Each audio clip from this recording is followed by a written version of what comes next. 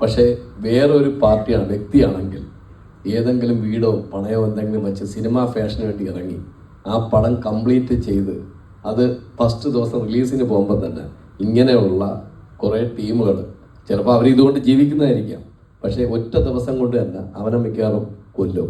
മനസ്സിലായി കഴിഞ്ഞാൽ തൂക്കേറെടുക്കേണ്ടി വരും.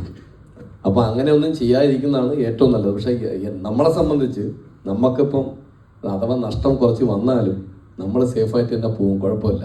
പക്ഷേ മറ്റുള്ളവരെ ഇതൊക്കെ വരുമ്പോഴത്തേക്ക് അവരൊക്കെ ഓട്ടോമാറ്റിക് ചിലപ്പോൾ സൂയിസൈഡ് ചെയ്യേണ്ടി വരും. അതുകൊണ്ട് കഴിയുന്നതും ഇങ്ങനെയൊന്നും ഈ പടം കാണാതെ മാർട്ടിനെ മാർട്ടിനാക്കി ഒന്നും പറയാതെ പടം പോയി കണ്ടിട്ട് കറക്റ്റ് റിപ്ലൈ കൊടുക്കുക.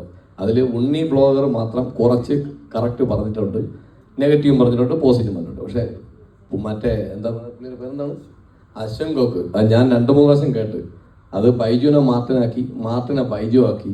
എന്തിനാണെന്ന് എനിക്ക് മനസ്സിലായത്. ഓക്കെ, അവരൊക്കെ ഇതുകൊണ്ട് ജീവിക്കാനല്ല. ഓക്കെ, കഴിയുന്നതും പടം കണ്ടിട്ടൊക്കെ സംസാരിക്കുക.